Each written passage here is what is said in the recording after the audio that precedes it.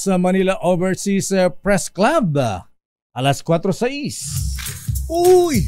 Nakapag-break ka na ba? Nakapag-relax ka na ba? Saan ka man nagtatrabaho, mapa-opisina man o work from home o mula mismo sa pwesto, sasabayan namin ang break time mo. Sasabayan namin ng mga balita at komentaryo, mga panayam ng mga taong viral ngayon. DZRH Break Time!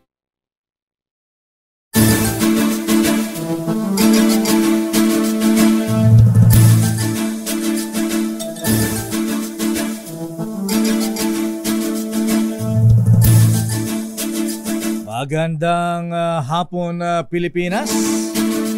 Ako po si Deo Macalma. Ako naman, Thea Petro Corpuz. Thank God it's a Friday. Hindi pa. Hindi pa ba? Webes lang ba ngayon? Webes lang, lakay. Although everyday is a Friday. Oo Depende. Bakit iba everyday is a Monday.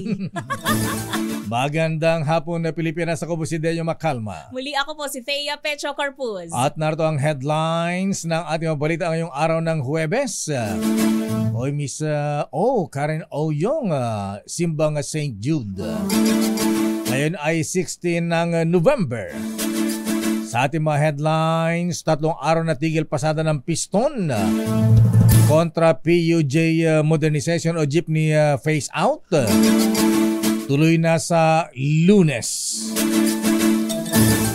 DFA, binuweltahan ng China sa hirit na magpaalam muna ang Pilipinas kapag may resupply mission sa Ayungin Shoal. Ano, hilo? Hirit naman ng United Nations sa report yun na buwagin na ang NTF-ELCAC. Binaril sinopla ni Senator Bato de la Rosa. Samantala, dating Pangulong Duterte hindi obligadong humarap sa piskalya sa reklamong grave threat ng isang kongresista, ayon yan kay Attorney Roque. Kasi malupit yung piskal ng Quezon City. Kailan daw humarap ang Pangulong Digong. Driver naman na nag-name drop kay Senator Bong Revilla. Nang duman ito sa EDSA busway, inaasahang lalantad sa MMDA. Personal at hindi negosyo, ilan sa nakikitang motibo sa pagbaril sa mag-live-in partner sa loob ng pampasaherong bus. Grabe, ano? Sa loob ng Victory Liner. Oo. Kauna-unang cancer hospital sa Pilipinas, itatayo partnership agreement sinaksihan ng Pangulong Marcos sa California. 37 anyos na Marites, pinagtataga hanggang sa mapatay sa Camarines Norte. Wow. Samantala, 5 miyembro ng pamilya na suspect sa pagpatay sa 16 anyos na binatilyo sa Rizal, kinasuhan ng murder. 2 Philippine Internet satellites Agila kasadong paliparin sa kalawakan sa 2024.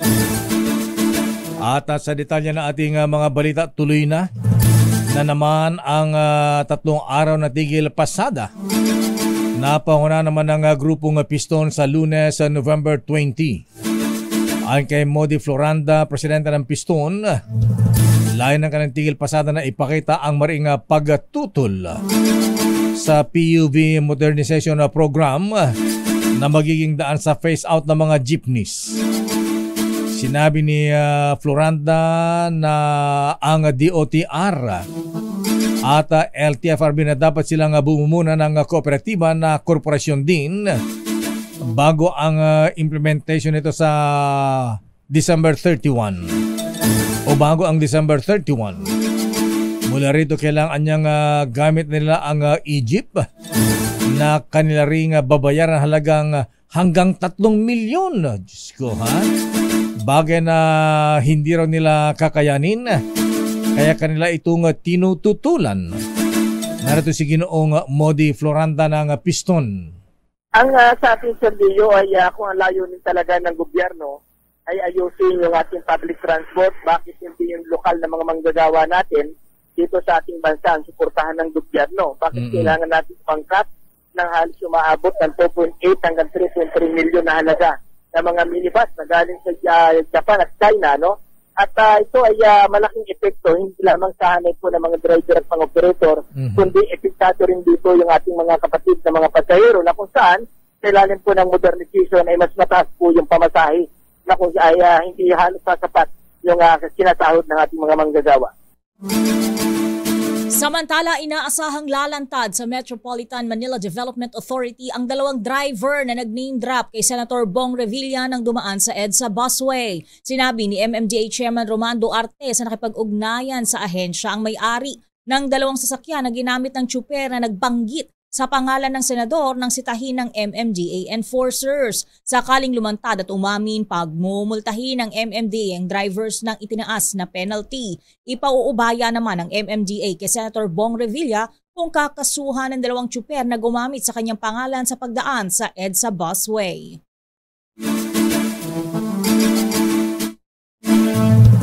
Dumagsa pa rin sa eksklusibong EDSA bus sa carousel ang ilang pasaway na pribadong motorista. Dami! May mga pasaway pa rin motorista na dumaan sa EDSA bus lane matapos mawala ang ilang enforcer sa EDSA southbound Quezon City kaninang umaga. Sa report ni Val Gonzales, bubuntot ang mga motorista sa mga dumaraang bus para makalusot sa EDSA bus lanes.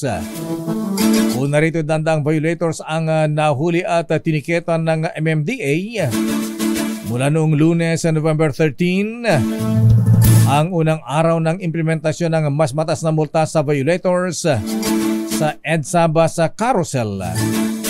Kapansin-pansin din na tila nangawala ang mga MMDA traffic enforcers dahil sa pagkakasuspindi ng kanilang bossing na si Colonel Bong Nebriha. Kaugnay ng balitang yan, naglabas ang Department of Transportation ng opisyal na listahan ng kung sino at anong mga ahensya ng pamahalaan ang maaaring dumaan sa EDSA busway. Batay sa memorandum ni DOTR Secretary Jaime Bautista sa MMDA, pwedeng dumaan sa busway ang mga sumusunod: LTFRB authorized bus na biyaheng EDSA, on-duty ambulances, fire trucks at PNP police vehicles, service vehicles na naka-duty sa carousel tulad ng construction, security, janitorial at maintenance. Habang ang mga sumusunod na mga opisyal ng gobyerno ay pwedeng dumaan sa EDSA busway upang magampanan ang kani-kanilang mga trabaho tulad ng Pangulo, Ikalawang Pangulo, Senate President, House Speaker at Chief Justice. Wala tayo sa nabanggit, Lakay. Pangat si Mayor Francis Zamora na siyang chairman ng Metro Manila Council. Hindi siya exempted. Not counted. Samantala, nilino naman ni MMDA Chairman Atty. Don Artes ang dahilan kung bakit sinuspindi si Traffic Czar Colonel Bong Nebriha.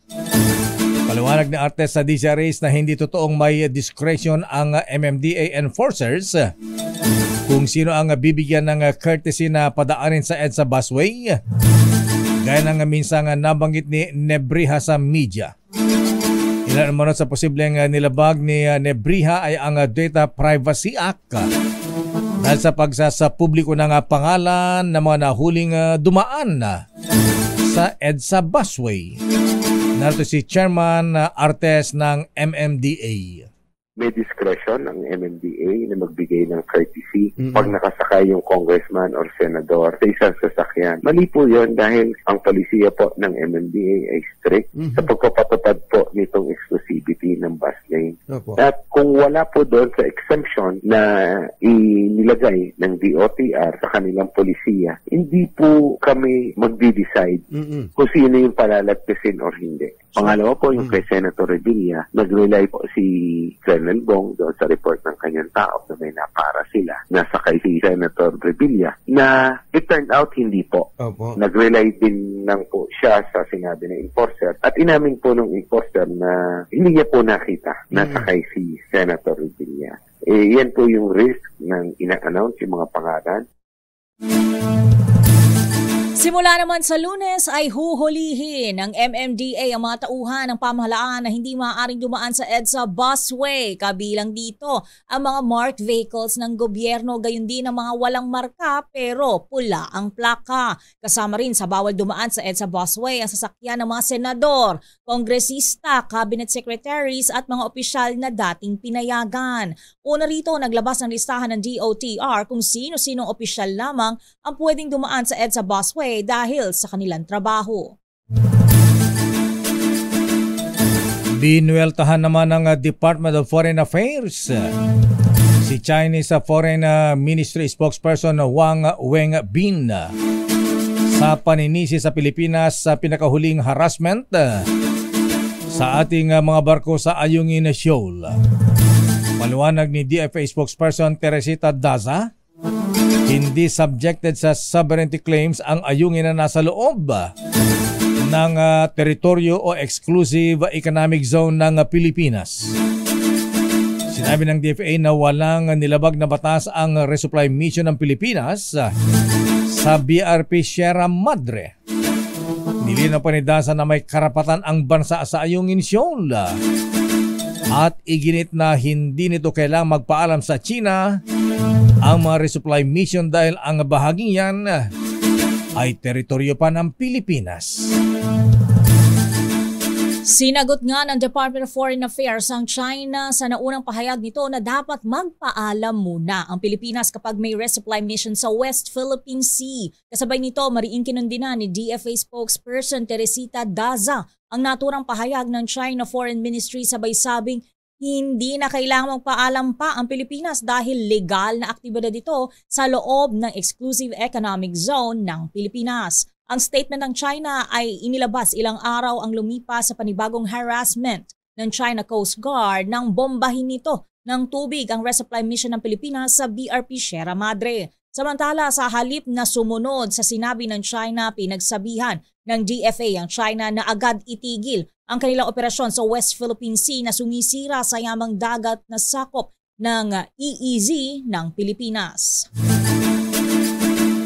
Samantala, kaugnay sa isa sa gawang tigil pasada o protesta ng mga jeepney drivers sa pangunguna ng piston, alamin natin kung ano magiging aksyon ang tanggapan ng LTFRB. Nasa ating linya ang spokesperson ng LTFRB. Nasa atin ang former beauty queen. Pero beauty pa rin. Beauty pa rin. Pang Miss Universe pa rin ang beauty. Yes. Si Mama Celine Pialogo. Mama Celine, maganda pa po kayo sa hapon. Ako sir, maraming salamat po at sa lahat po ng nanonood at nakikinig sa atin. Sir Deo, magandang hapon po. Ayan, maganda pa po kayo sa hapon, Mama Celine, at welcome back. Ayan, balik ka pulit kayo ulit na spokesperson. Ngayon ay sa LTFRB. Anyway, Mama Celine, so ano po ang aksyon, ano po ang gagawin ng LTFRB sa isa sa gawang tigil pasada ng mga jeepney drivers, lalo na ang kabilang sa mga taga-piston? Sir, sa pangunguna po ng liderato ng aming Chairman Teofilo Guadis III, buong araw po kahapon hanggang ngayon ay patuloy po ang kanyang coordination meeting sa lahat po ng attached agencies dito po sa NCR, since ang piston po ay makaka-apekto po sa biyahe dito sa NCR. Una pong aksyon na ibinaba po sa atin ng ating Chairman Guadis ay ang mga special permits po sa mga area na maapektuhan po ang biyahe. At hanggang ngayon sir, pina-finalize po yan ng opisina ng ating chairman. Yung finalization po ng units na i-deploy, yung assets po na i-deploy natin, yung mga government vehicles na i-dispatch, lahat po yan sir naka-standby. Wala ba kayong balak ma'am sa LTFRB na makipag-dialogue sa mga taga-piston at huwag na ituloy ang protesta sa Lunes? Naku po, ang aming chairman lagi pong open sa dialogues, even before.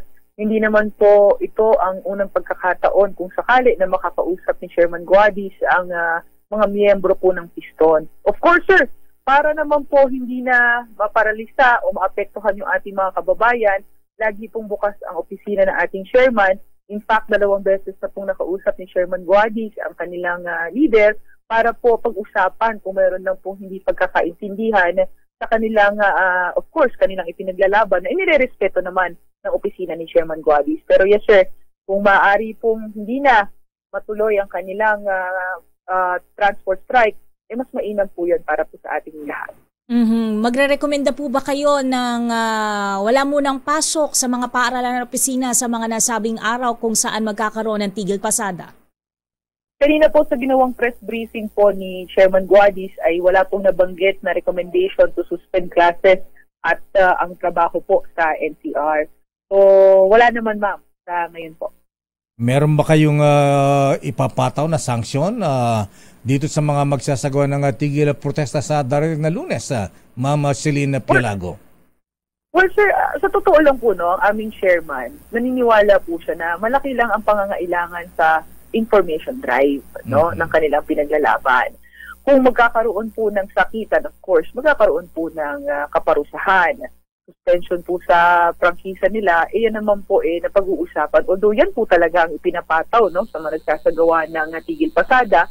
Pero again sir, at the end of the day, ano po ba ang goal ng tigil pasada? Ano po bang goal ng gobyerno? Magkaintindihan po sa gagawing consolidation deadline sa December 31, 2023. Ang hangad po ni Chairman Guadis, maintindihan nila since ang acceptance po sa programa ng PUVMP ay mataas. So, what more, mahikayat po itong piston na sumuporta sa PUVMP. Nakausap po namin si Ginoong Floranda kaninang umaga at ang sabi Ma'am Celine hindi raw po kakayanin yung mga bagong jeepney na maaring nagkakahalaga ng 3 million. So, wala bang ayuda o ano bang paraan para hindi mahirapan ating mga jeepney drivers na maaring kumuha po ng mga bagong jeepney? Sa totoo lang sir, may equity subsidy ang LTFRB sa pangunguna po ng DOTR, no? Nagsimula po ito sa 80,260. Well, in fact, madadagdagan pa po ito, yung equity subsidy. Pero bukod po sa programa ng DOTR na ibinaba po sa LTFRB, meron pong sariling programa ang aming Chairman Guadis. In fact po, anytime next week, no, gusto niya pong sa publiko yung isang option ng mga operators. Ito po yung lease to own para po makagaan at mapagpilian po sa mga programa ng PUVMP. Isa po yun at mainam po ang chairman namin na rin ang magpalawak ng kanyang masasabing programa. But then again, sir, para lang din po magkaliwanagan, hindi naman po, ang problema naman po dun sa amount na pinag-uusapan doon sa ating PUV modernization, kaya nga po magkikreate ng transport service entity, sir, no? So, yung fleet management, nakasalalay na po doon, and at the same time po yung magagastos para doon, hindi na po individual operator ang magbabayad ng amortization. Dahil kapag consolidated na po, ang magbabayad na po nito, yung transport service entity o yung ating kooperatiba kapag consolidated na po sila. Huwag po muna nating tingnan doon sa malaking halaga dahil sir, maraming bagay ang kailangang linawin. Number 1, so December 31, 2023, sir, as long as itong ating mga drivers ay makapag-consolidate po into 15 at may akyat po dito sa ating opisina and at the same time po makapag-apply application po nila no, sa pag-consolidate, makakonsider na rin po silang consolidated na nakaproseso. Kaya pakakabiyahe pa rin po sila sa January 1st onward.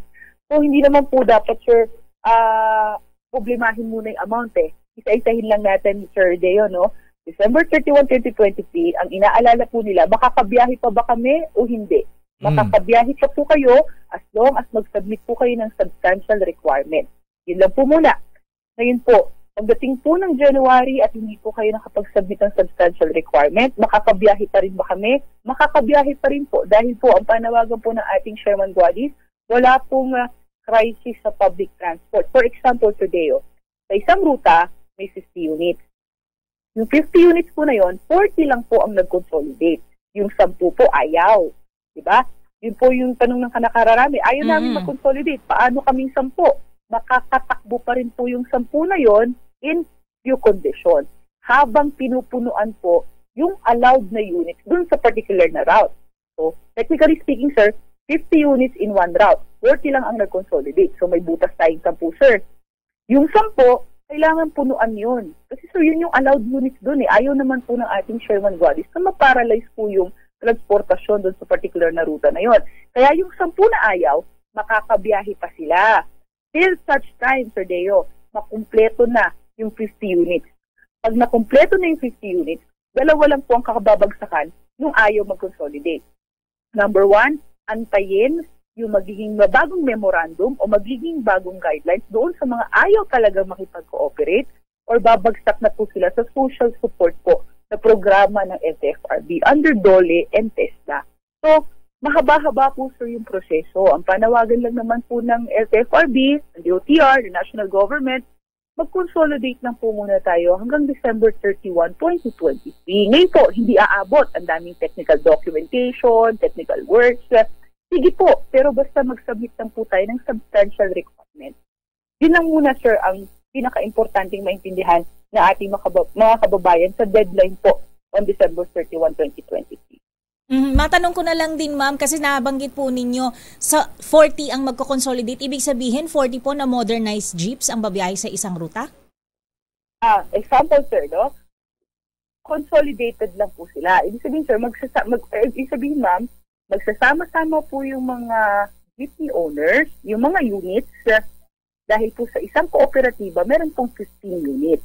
Ngayon, ma'am, bawat ruta po dito sa NCR, for example, may isang ruta na ang allowed po na units na tumakbo, 50, ma'am, no? Again, 40 lang ang nag-consolidate, 40 lang ang nagsama-sama. So, parang ano po ito, dalawang co-op, dalawang consolidation team. Meron pong ayaw. Yun po yung sinasabi ko, ma'am. Yung ayaw, so be it. Ayaw pa niya eh. No? Pero hindi po ibig sabihin nun na hindi na siya makakabiyahe. Papabiyahin pa rin siya, ma'am. Dahil kulang pa yung unit na allowed dun sa area. So in short, ma'am, habang pinupunuan po ng LTFRB yung butas, yung bilang ng unit na ayaw mag-consolidate, makakabiyahe pa sila. Kasi, ma'am, kailangan punuan ng LTFRB yun para po hindi maparalisa yung mga commuters natin. Hindi po magkulang ng mga jeepneys. Para lang po punuan, kaya sila nakakabiyahe. But then again, napunuan na. What will happen doon sa mga ayaw? Dalawa lang po. Mag-aantay tayo ng bagong guidelines dun sa mga totally ayaw po ng mga units na mag-consolidate or babagsak na po sila sa social support. So, ang tanong niyo, ma'am, modernized na ba agad yung mga jeepneys na yun? Ma'am, not necessarily. Dahil po, under po the PUVMP program, even po yung mga traditional jeepneys, pwede pong maging under ng programa na ito. In fact, po, itong programa po na ito, as long as papasa ka sa roadworthiness test LTO, kakabiyahe ka. Okay. Ma'am Celine. Kasi yung dito naman yun, yung roadworthiness test, kasi para naman po yung sa kapakanan ng ating mga pasahero. Ma'am Celine Pialago, maraming salamat sa paliwanag. Thank you and good afternoon. Thank you. Mga kaibigan, ang spokesperson ng LTFRB, former beauty queen, Miss Celine Pialago. Miss Aliyah, sino bang nanalong Miss Universe kanina? Ha? Oo nga. Wala Di ko na natapos. Babalikan po natin ang ilang pang detalye ng ating mga balita. Nako, dating Pangulong Rodrigo Duterte, hindi rin obligadong humarap sa piskalya sa reklamong grave threat ng isang congresswoman. Kasi pinaparap sa December 4 nga ba yun? Ayan, Samantala, personal at hindi negosyo ang nakikitang motibo sa pagbaril, pagpatay sa mag-live-in na partner sa loob ng Victory Liner. 37 anyos na Marites pinagtataga hanggang sa mapatay sa Camarines Norte. Daming karahasan, eto pa. 5 miyembro naman ng pamilya suspect sa pagpatay sa isang 16 anyos na binatilyo sa Rizal. Grabe yan lakay. Kinasuhan sila ng murder. Ang detalye po ng mga balitang yan sa ating pagbabalik sa ating palatuntunang Break Time. Ayaw. RH Break Time. Oras, Mr. Cecily, Mr. Michael is my guy. Ay, Doktora Isa Suntay. Oras ganap ng alas 4:31. Sa'yo, kundi Christmas card. Pero di bale, andito naman ako, di ba? mas mahal mo ko kaysa sa Christmas card, diba? Pero meron pa akong isang regalo sa'yo. Ibubulong ko sa'yo. Do you know that I love you very, very much? That I'll awake on Christmas morning and find my stockings filled with you.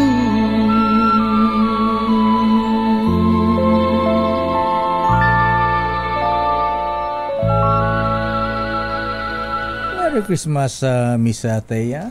39. Ha? Ganun na lakay. Wow, bilis ng panahon. Ang bilis. Wala nang 40 días. Wala na. Abay, kaya naman pala mamaya may Christmas party na kaagad. Agad-agad. Oo, Iwas ayan. traffic. Oy, paalala po ni Kuyang Fiscal Winnie Edad. Oy, mga brethren sa Manila Travelers Square and Compass Club. Ayan, mamaya daw po ang Christmas party. Huwag kayong mawala dahil kung wala kayo, hindi kayo magkakaroon. Lalo't malalaki ang papremyo ni Ninong Umubonoboy Pique, ha? Ayan, si Kuyang Edison Chua, ha? Ayan, at siyempre, mas lalo na si Ninong Justice De Quiros. Abay, nakaredy na raw, Mr. yung kanyang parapol na 3 TV. Wow! Radio Wealth TV. Ayan. 12 inches. Ayan. Ayan. Kita-kits, mga brethren. Abay, ano kaya ang paraffol ni Kuyang Justice Joe Lopez? Samantala, narito na ang detalye ng ating mga balita, ang mga report. Pirmahan ng, ikaw, Colonel Kuyang Ador Arevalo, ha? Abay, mukhang jewelries ang ipaparaffle nito galing Bulacan ha? Pirmahan ng malalaking kasunduan sa napakikinabangan ng Pilipinas. Abay, naging saksi. Ayan, sinaksihan ng Pangulong Bongbong Marcos sa San Francisco, California, US of A. Kasama na ba rito yung sinasabing pagtatayo daw ng ng cancer hospital dito sa Pilipinas? Aris number 14, Let Narciso, please come in, Miss Let. Lakay, Miss Thea, 5 major agreements ang nilagdaan sa pagitan ng pribadong sektor mula sa Pilipinas at Estados Unidos sa sidelines ng 30th APEC Leaders Meeting na dinadaluhan ni Pangulong Ferdinand Marcos Jr. sa San Francisco, California. Kabilang dito ang Memorandum of Understanding sa pagitan ng Department of Science and Technology at Atmo Incorporated para sa pagpupundar ng isang high-resolution weather forecasting system sa Pilipinas gamit ang Artificial Intelligence o AI technology. Sinaksihan din ng Pangulo ang paglagda sa isang cooperation agreement sa pagitan ng Ayala Corporation, Varian Philippines at Advanced Oncology Solutions. Sa ilalim ng kasunduan, magpapatayo ng kauna-unahang cancer hospital sa Pilipinas. Magsasanib puwersa naman ang Lloyd Laboratories at Diffgen Pharmaceuticals LLC sa paghain ng abbreviated new drug applications at pagbibenta sa Amerika ng mga lilikhain nilang pharmaceutical products. Nasa $20 milyong ang ibubuhos sa investment ng Lloyd Laboratories para sa pagpapatayo ng manufacturing facility sa Pilipinas na aprobado rin ng US Food and Drug Administration at maaaring magpaangat sa bansa bilang key player sa global pharmaceutical industry. Kabilang din sa mga nilagdaan ang kasunduan sa pagitan ng Ultra-Safe Nuclear Cooperation at Meralco para sa pagsasagawa ng pre-feasibility study na maaaring magdulot ng potential deployment ng micro-modular reactors sa bansa. Magkakaroon rin ang bansa ng kauna-unahang satellites na maghatid ng internet connection sa mga liblib na lugar. Ang Agila satellites ay ide-deploy ng mga kumpanyang Astranis Space Technologies Corporation ng Amerika at Orbits Corporation ng Pilipinas. Para sa kauna-unahan sa Pilipinas. Siguro marami na magtatanong dito sa Cancer Hospital. Saan ba itatayo at magiging kasosyo ba rito ang hospital magnate, ang Ninong Manny B. Pangilinan? Oo nga. Ayala Lakay ito. Ayala. Corporation Lakay. Oo. So sa Ayan, Makati? wala pa namang Sininong Don Jaime pala? Wala pang binabanggit na lugar kung saan, pero ang sinabi itong magiging hospital na ito ay magseserbisyo sa buong Metro Manila. Okay. Maraming salamat, Miss Let. Sana'y sa lalong madaling panahon, ang daming cancer patient. Totoo, Lakay. Oo. So, welcome development sa atin dito sa Pilipinas talaga. Okay. Balik sa inyo, Lakay at Miss Thea. Maraming salamat, Miss Let. Samantala, mga programa ng gobyerno laban sa kahirapan hindi magtatagumpay dahil sa magkakaibang datos ng bilang ng mga mahihirap sa bansa. Ayon yan kay Senator Coco Pimentel, i-report ang detalye RH28 Raymond Dadpaas. Raymond. Mayor, mahirapan ang administrasyon ni Pangulong Bongbong Marcos na gawing makatotohanan ang mga programa nito pang masolusyonan ang kahirapan sa bansa. Ito ang deklarasyon ni Senate Minority Leader Aquilino Coco Pimentel III kasunod ng mga magkakaibang report ng iba't ibang ahensya ng pamahalaan sa poverty incidence rate o bilang ng mga mahirap sa bansa. Sa Senate Plenary Deliberation sa 2024 proposed budget ng DSWD, nalantad na 30% ang poverty incidence rate sa 20 milyong households ay 6 na milyon ang ikinukonsiderang maghihirap na pamilya. 4.4 na pamilya sa mga ito ay naka-enroll sa 4 Piso Pantawid Pamilyang Pilipino program ng DSWD na may budget na may kita 100 bilyong piso para sa 2024. Samantalang sa report ng Philippine Statistics Authority o PSA ay 18% lamang ang bilang ng mga mahirap sa bansa. Bagamat ayon kay Senator Sherwin Gatchalian, sa survey ng Social Weather Station o SWS, ay 45% ang poverty incidence rate ng bansa. Ayon kay Senator Amy Marcos na sponsor ng DSWD budget, ay mas tiwala siya sa record ng DSWD kaysa sa PSA. Giit ni Pimentel, hindi magtatagumpay ang mga programa ng Marcos administration laban sa kahirapan dahil mali-mali ang mga datos na nakararating sa Pangulo. Kaya't ang pangako na ibaba ang presyo ng bigas ay malabong magkatotoo. Para sa kauna-unahan sa Pilipinas, DZRH, ito si Raymond Dadpaas, tuloy-tuloy sa pagbabalita, tuloy-tuloy sa serbisyo, sama-sama tayo, Pilipino. Maraming salamat, Raymond. So, bumalabs yung 20 pesos na kada kilo ng bigas. Samantala, plano manong i-impeach si Vice President Sara Duterte Carpio. Tinawag na fake news. Nga pala manang Milky, pati itong tsuhin ni Vice President Sara. Si dating Supreme Court Associate Justice Antonio Carpio, ha? Pamangkin niya ito dahil pamangkin niya sa kasi ang asawa ni Vice President Sara Duterte Carpio, si second gentleman Mansa Carpio, ay pamangkin ni Justice Antonio Carpio, ha? Ayun. Pero isa ito dun sa mga nagdidiin kay Vice President dito sa issue ng mga intelligence fund, confidential funds. Ayan, pinagpapaliwanag kung paano doon ginastos 125 million na CIF sa loob ng 9 days, 11 days. 11 days. Arrest number 11. Ay, hindi pala 11. Bago na? Arrest number 11 plus 1. Milky Rigonal, please come in. Milky. Lakay at tinawag na news ni House Majority Leader Manix Dalipe ang usap ng plano umang-impeach si Vice President Sara Duterte. Dalipe, walang basihan ng kurang balita at ang naturang sa lamang daw pagtangka para paghiwalayin sina VP Sara at Speaker Martin Romualdez.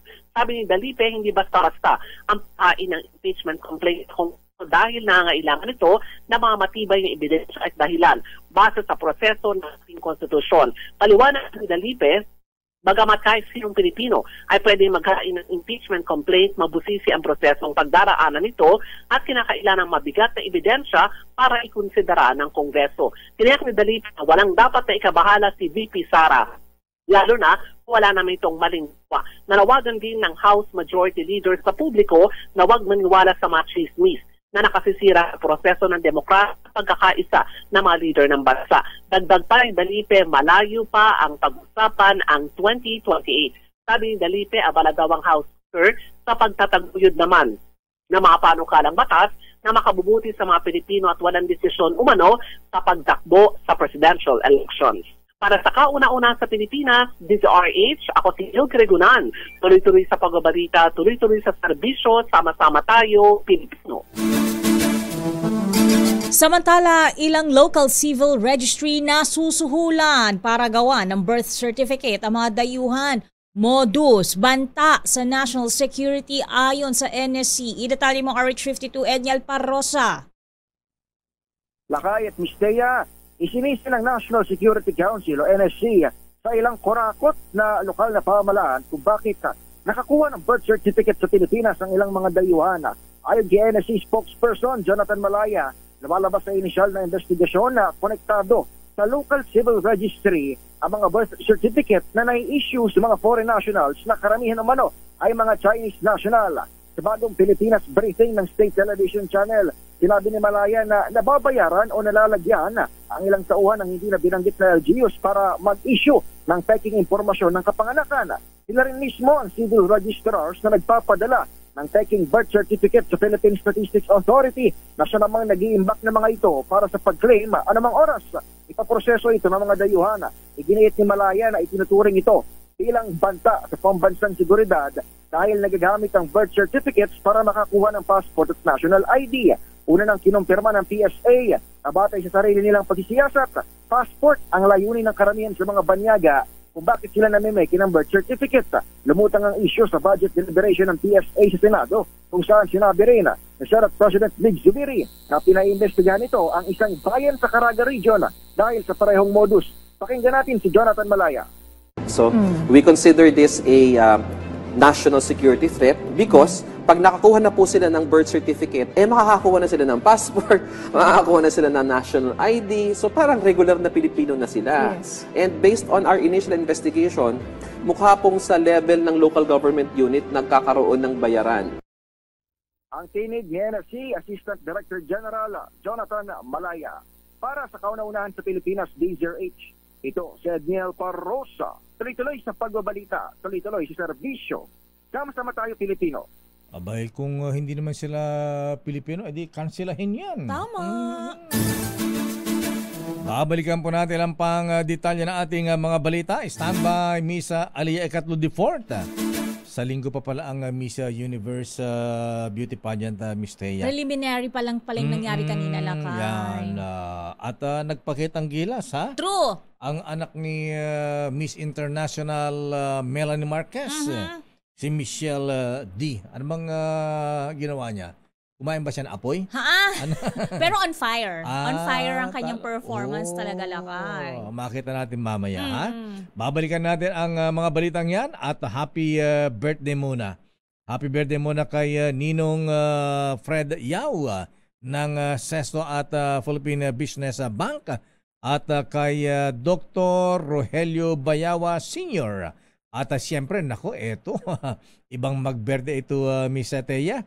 Si Mista, si President Elmer Garjola ng Sandigan 82. Bakit? Abay, baka ang lilitsunin nito. Sarap! Hindi lang isa, dalawa. Aba! Ayan. Happy birthday, Mr. Elmer Garjola, ha? Abay, kailangan para masaya ang birthday mo, ha? Abay, kailangan meron tayong Fundador Super Special dyan. Happy birthday din kay Kuya Gami Cruz, Maynard Bondad at Mista James Melad. At ganoon din kay Amboy Bumanglag.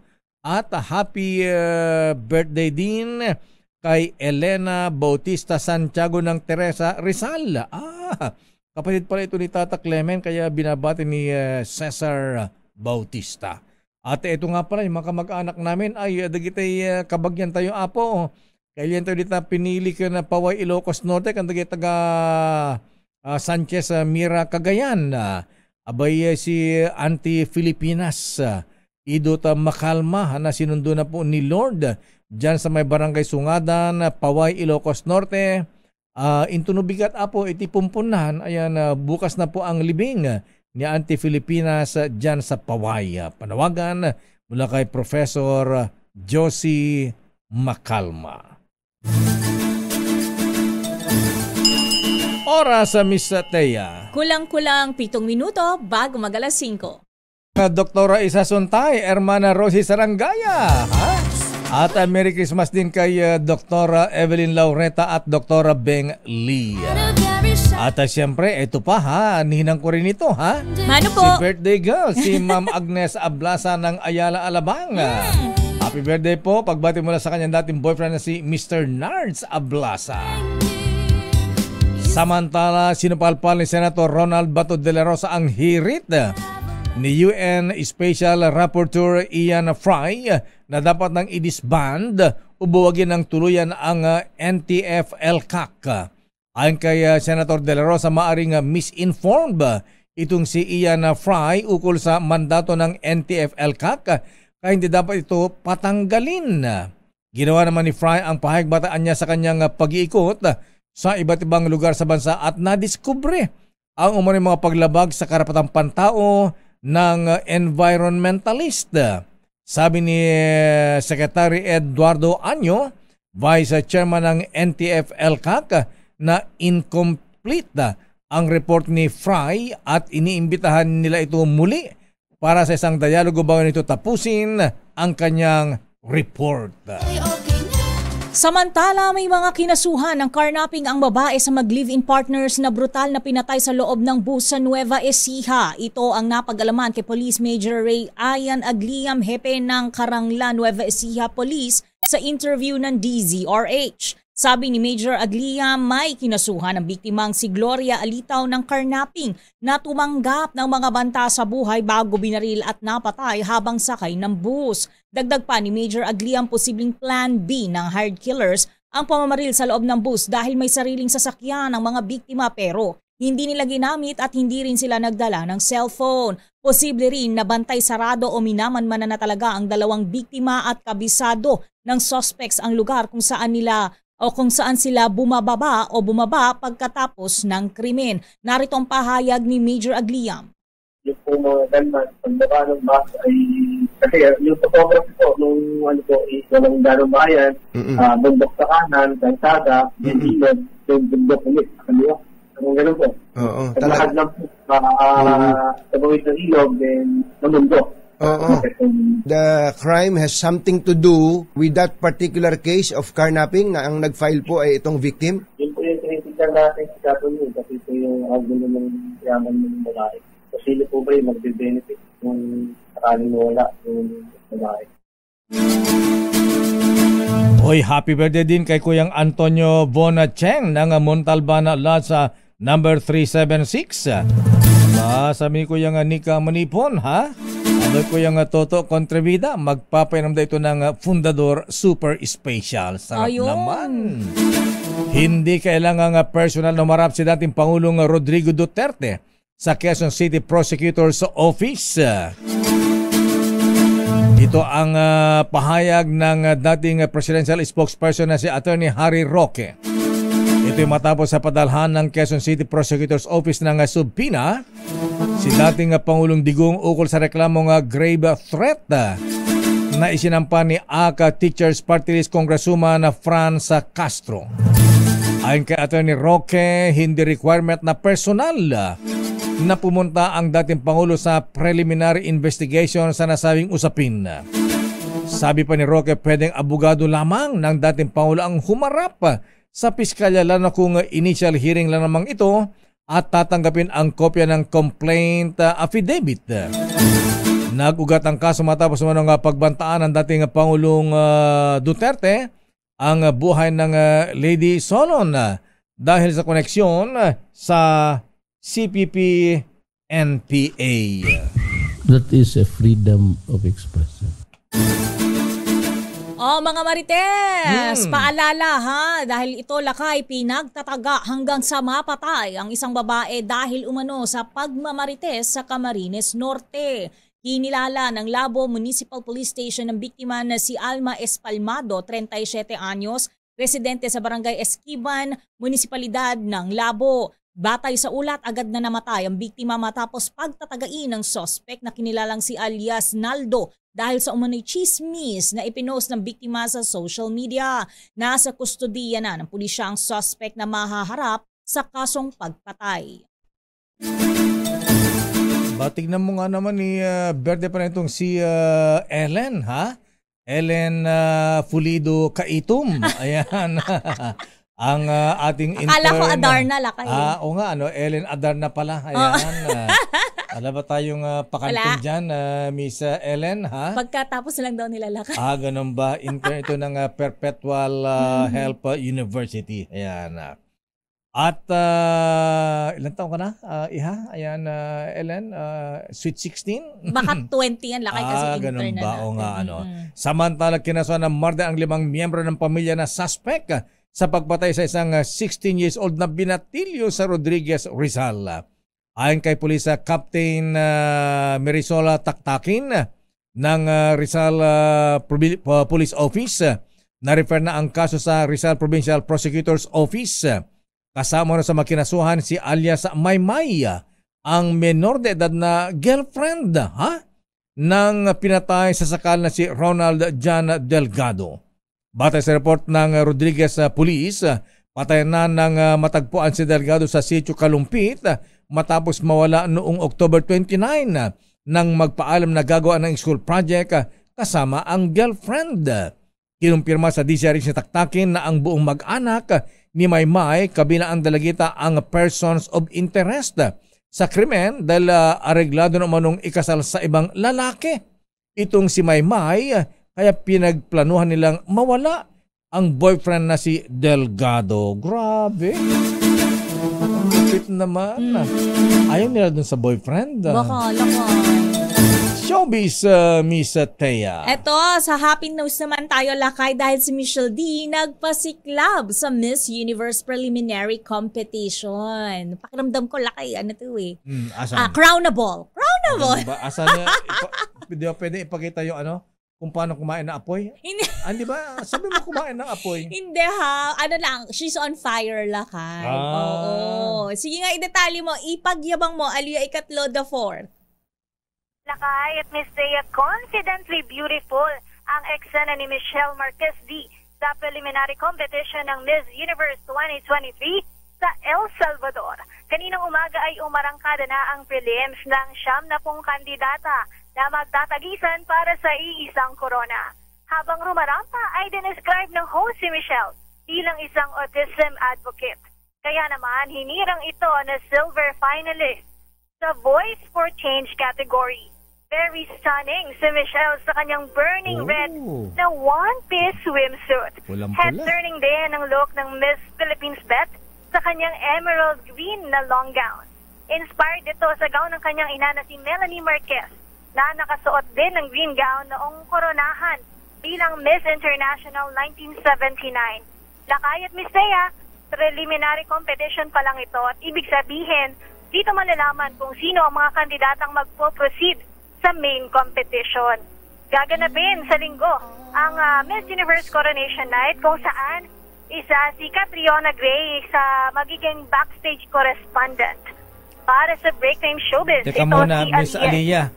Dito ba, after dito ba sa preliminary, malalaman na kung sino ang mga finalist dyan o hindi pa? Meron na bang top 10 ganyan? Dito lakay kanina walang inanunsyo na top 20, top 10. Malalaman lang yan sa main competition sa linggo. Okay. Good luck, Miss Michelle. Para sa Break Time Showbiz, ito si Aliyah Ikatlo. Tuloy-tuloy sa pagbabalita, tuloy-tuloy sa serbisyo. Sama-sama tayo, Pilipino.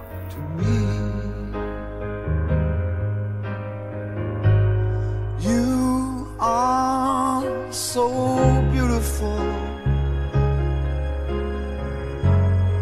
Maraming salamat, Miss Beautiful, Miss Aliyah Ikatlo the 4th, at good luck sa ating pambato sa ating Miss Universe Beauty Pageant. Saan ginagawa ito?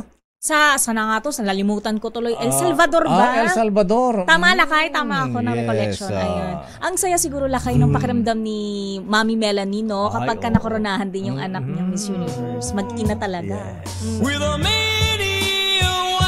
At yan na mahabihan ng kabuuan nating palatuntunang break time. Ako po si Deo Macalma. Ako naman, Thea Petro Corpuz. Ay, good afternoon, Mama Nelly Valdez. Ingat-ingat po. Antabayanan, mga balansyadong balita. Chairman of the Board, Henry Uri at Miss O. Karen Oyong. Bye-bye. Oras alas 5:05.